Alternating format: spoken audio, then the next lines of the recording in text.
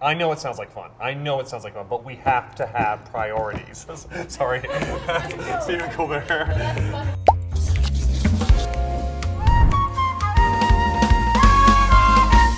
Hi, welcome to Selling Without Selling Out by Harmon Brothers. I'm Daniel Harmon, Chief Creative Officer at Harmon Brothers. I'm Benton Crane, CEO at Harmon Brothers. The internet, the greatest invention that my Uncle Fred never believed in.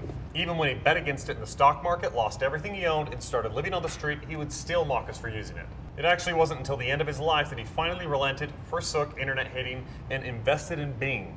So, yeah, you could say his life was an utter waste. Also, I don't have an Uncle Fred. The one lesson I didn't learn from not my Uncle Fred is that the internet isn't going away anytime soon. So today we're going to be talking about the internet, specifically with regard to social media versus traditional advertising. So let's begin.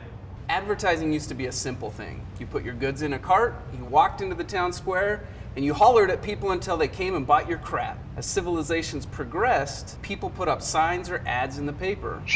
But with the invention of radio and televisions, ads could reach a much bigger and wider audience. And this was great. It changed the way we spread ideas and promoted products. These outlets were so successful that they became two of the dominant ways people advertise. But even with the great commercial success of TV and radio ads, what we'll call traditional advertising, there's still a lot of shortcomings. Firstly, there's the issue with time. Television ads are completely interruptive. Unless you're watching a recorded video on DVR, you don't have the option to skip them. So either your audience finds something else to do while the ads play, or they wait in bored anticipation for their shows to start again. Either way, there's only so much commercial time you can fit in before people start breaking things. The next problem presented by traditional advertising is your audience. When you throw an ad on television, you have relatively little control over who you're pitching to. This wasn't much of a problem back when people only had about 5 channels, because if they were watching anything, chances are they'd probably see one of those ads. But now that television viewers are so segmented, it's much harder and more expensive to get to your target audience. Now that said, one of the greatest advantages of using traditional advertising is that if you can afford it, you can reach a huge number of people all at once. Think about the Super Bowl or March Madness. Though you may be dishing out heaps of money, it's guaranteed that millions of people will see your ad. The other advantage of traditional advertising is that in many people's eyes, radio and television ads still carry a greater feeling of validity. I mean, for years, infomercials used the tagline, "as seen on TV," like they're trying to impress you or something. But in reality, for a lot of people, it still carries serious weight. With the rise of the internet and social media outlets, much to Uncle Fred's disgust, there came new platforms for advertising. Radio and TV were a huge improvement for advertising over newspapers, magazines, and billboards. But now social media ads vastly improve upon traditional TV and radio. Social media advertising has several advantages. First and foremost, social media ads have an advantage over traditional ones because they aren't held to time constraints. Many of our ads run between 4 and 5 minutes, which is practically unheard of for television and radio. The reason we can get away with this is because much of social media advertising is skippable. It's far less intrusive than traditional advertising. It's like the difference between somebody starving you with your consent and someone starving you without it. One we call a personal trainer and one we call a war criminal.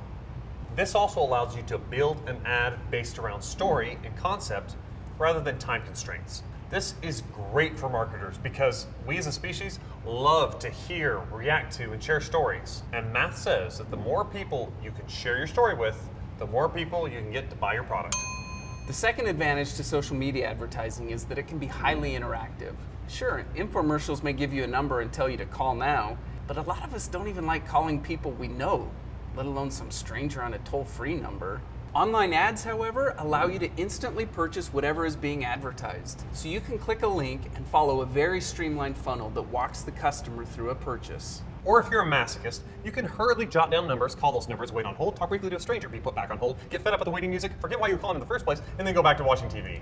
Additionally, online ads allow for a lot more interaction. If your customers take interest in a product but don't want to buy it immediately, it's a lot easier for them to save a link or look up the ad later than it is for them to catch the same infomercial on TV.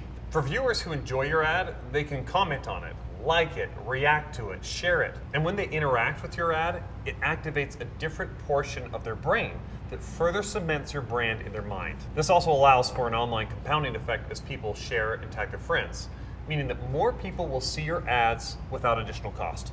And finally, Social media advertising allows you to hit your target audiences for a lot less money. There are so many products that could make millions of dollars in sales if the right people just heard about it. A huge advantage of online ads is that you can specifically feed your ad to the desired demographic.